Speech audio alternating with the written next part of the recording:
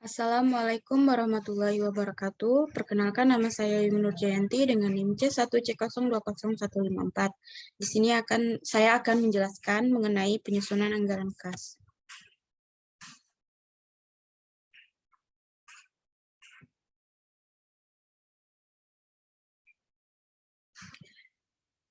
Adapun dalam penyusunan anggaran kas ini ada 3 materi yang akan saya sampaikan, yaitu pengertian anggaran kas, yang kedua pendekatan dalam penyusunan anggaran kas, yang ketiga penyusunan anggaran kas. Baiklah, untuk materi pertama yaitu pengertian anggaran kas. Anggaran kas disebut juga dengan anggaran perubahan kas dan ada juga yang menyebut dengan anggaran sumber dan penggunaan kas. Tetapi sebaiknya disebut anggaran sumber dan belanja kas atau anggaran masuk dan keluar kas daripada anggaran sumber dan penggunaan kas. Dengan demikian, menggunakan kata penggunaan tidaklah tepat. Penggunaan artinya proses atau cara menggunakan sesuatu atau kas, padahal kas tersebut sudah digunakan.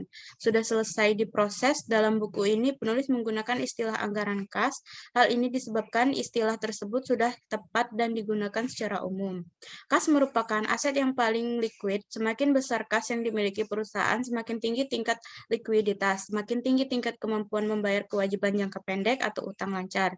Namun, perusahaan yang mempunyai tingkat likuiditas yang tinggi karena adanya kas dalam jumlah besar berarti tingkat putaran kas tersebut rendah dan mencerminkan adanya kelebihan investasi dalam kas, dan berarti pula bahwa perusahaan kurang efektif dalam mengelola kas. Tujuan penyusunan anggaran kas. Tujuan utama penyusunan anggaran kas adalah merencanakan posisi likuiditas sebagai dasar untuk menentukan pinjaman di masa datang dan investasi yang akan dilakukan. Tujuan penyusunan anggaran kas antara lain yang pertama, menentukan saldo atau posisi kas akhir setiap periode sebagai hasil dari operasi yang dijalankan.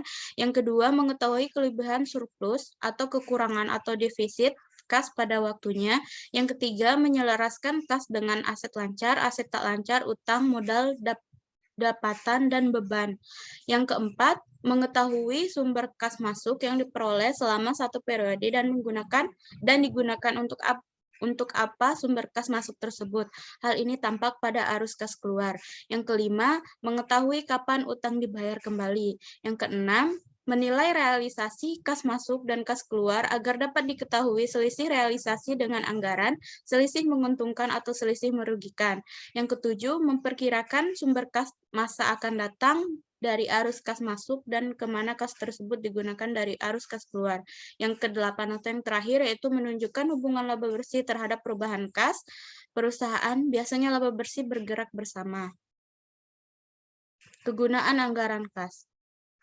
Anggaran kas berguna bagi manajemen sebagai dasar untuk menilai kemampuan perusahaan dalam menghasilkan kas dan menilai keperluan perusahaan untuk menggunakan arus kas tersebut.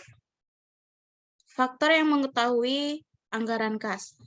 Kegiatan operasi, yang kedua yaitu kegiatan investasi, yang ketiga kegiatan pendapatan. Pendekatan dalam penyusunan anggaran kas. Pendekatan kas masuk dan kas keluar. Metode ini didasarkan pada analisis naik dan turun kas yang dianggarkan yang mencerminkan semua arus kas masuk dan arus kas keluar dari anggaran jualan, anggaran biaya atau beban, dan anggaran tambahan produk modal.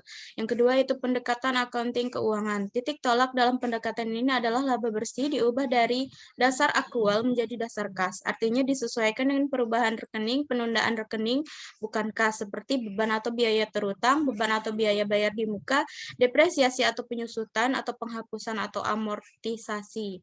Pendekatan ini tidak membutuhkan data yang rinci dan lebih sedikit rinciannya tentang arus kas masuk dan arus kas keluar. Yang ketiga yaitu penyusunan anggaran kas. Dalam penyusunan anggaran kas ada dua materi, yaitu yang pertama langkah penyusunan anggaran kas, pendekatan kas masuk dan kas keluar, yang kedua pendekatan accounting keuangan. Yang kedua yaitu ilustrasi penyusunan anggaran kas. Yang pertama yaitu kegiatan operasi, yang kedua kegiatan investasi, dan yang ketiga kegiatan pendanaan. Baiklah, mungkin cukup sekian materi yang akan saya sampaikan pada hari ini. Lebih dan kurangnya saya mohon maaf. Saya akhiri, wabillahi taufiq wal hidayah. Wassalamualaikum warahmatullahi wabarakatuh.